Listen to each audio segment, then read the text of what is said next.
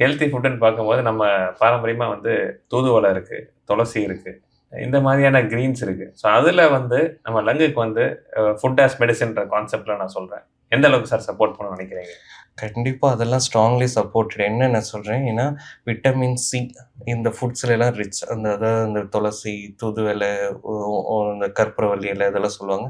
அடுத்தது நம்மளோட சாதாரண கீரை, இந்த முருங்கைக்கீரை. ம்.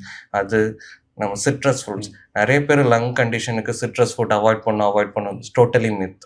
சரிங்களா? சிட்ரஸ் ஃபுட் வந்து அலர்ஜி இருக்கிறவங்க ரொம்ப ஃபியூ. நெறைய பேர் சாத்துக்குடி சாப்பிடாத, லெமன் சாப்பிடாத அப்படின்னுவாங்க. கண்டிப்பா கிடையாது. அதுல எல்லாம் விட்டமின் சி அதிகம். நான் சொன்னேன் இப்ப இந்த ப்ராடக்ட்ஸ் எல்லாத்துலயும் விட்டமின் சி அதிகமா இருக்கு. விட்டமின் சி வந்து ஒரு ஆன்டி ஆக்ஸிடென்ட் சொல்லுவோம். இந்த ஆன்டி ஆக்ஸிடென்ட் வந்து உங்களோட இன்ஃப்ளமேஷன கம்மி பண்ணும். உங்களுதுல அதான் சொல்றேன். நம்ம நெறைய இன்ஹேல் பண்ற இந்த பொல்யூட்டன்ட்னால லங்ஸ்க்குள்ள உண்டாகுற இந்த ஆக்ஸிஜன் ரேடிக்கல்ஸ்ன்னு சொல்லுவோம். ம். அதெல்லாம் தான் நம்ம உடம்புல இன்ஃப்ளமேஷன உண்டாக்குறது, டேமேஜ் பண்றது.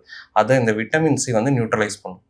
ஸோ ஃபுட்டு வந்து அவ்வளோ இம்பார்ட்டன்ட் லங்ஸ். ஏன்னா டே டு டே நம்ம வந்து ப்ரீத்திங் இன் அண்ட் ஏர் வந்து சம் பொல்யூட்டன் ப்ரீத் பண்ணிட்டு தான் இருக்கோம். ஸோ அது டேமேஜ் வராம இருக்கணும்னா, நம்ம லங்குக்கு வந்து சப்போர்ட் பண்ணணும்னா, நமக்கு வந்து விட்டமின் சி நெறைய தேவை.